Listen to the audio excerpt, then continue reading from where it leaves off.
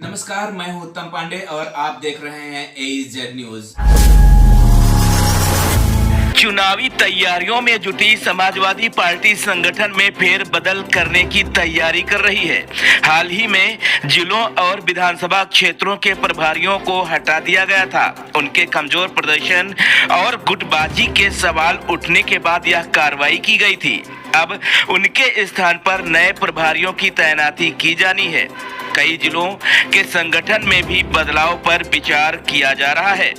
इस बदलाव के सहारे पार्टी अपना पिछड़ा, दलित और अल्पसंख्यक और जातीय गोलबंदी की राजनीति को विस्तार देना चाहती है, जिससे पंचायत चुनाव से पहले बूथ स्तर तक चुनावी जमीन मजबूत की जा सके और विधानसभा की राह भी आसान हो सके। वर्ष 2012 से प्रदेश में पूर्ण बहुमत की सरकार बनाने वाली समाजवादी पार्टी बीते 2 चुनावों में सत्ता में वापसी नहीं कर पाई है। वहीं 2014 और 2019 के लोकसभा चुनावों में पार्टी को करारी हार का सामना भी करना पड़ा था, परंतु वर्ष 2025 में हुए लोकसभा चुनाव में बड़ी सफलता मिली थी। अब पार्टी नेतृत्व वर्ष 2027 में होने वाले विधानसभा चुनाव में भी ऐसे ही प्रदर्शन की तैयारी में जुटा हुआ है। इसके लिए पूर्व में जीती गई विधानसभा सीटों पर तो जोर है ही, उन सीटों पर भी ध्यान केंद्रित किया जा रहा है जहां पार्टी कभी जीत हासिल नहीं कर पाई या नजदीकी मुकाबले में हार गई थी।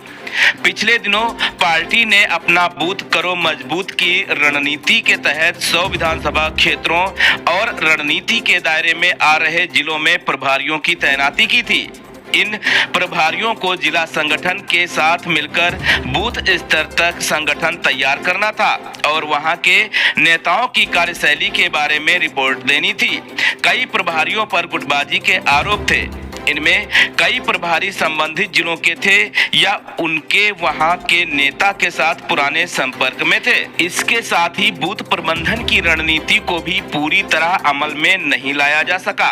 माना जा रहा है कि इसके चलते ही प्रभारियों को हटाया गया है। इनमें आगरा, मथुरा, हाथरस, हापुड़, गाजियाबाद, नोएडा, बुलंदशहर आदि जिले शामिल थे।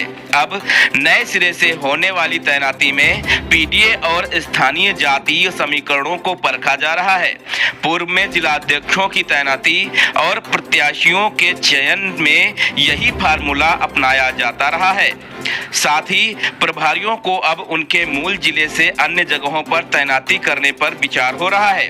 पार्टी की रणनीति बूथ समितियों के गठन और चुनाव प्रबंधन तंत्र को व्यापक बनाने की है। पंचायत चुनाव में इसकी परख होगी। पार्टी का मानना है कि यदि पंचायत चुनाव में संगठन सफलता से बूथ स्तर तक सक्रिय हो जाए तो विधानसभा चुनाव के लिए मजबूत नींव तैयार हो सकेगी।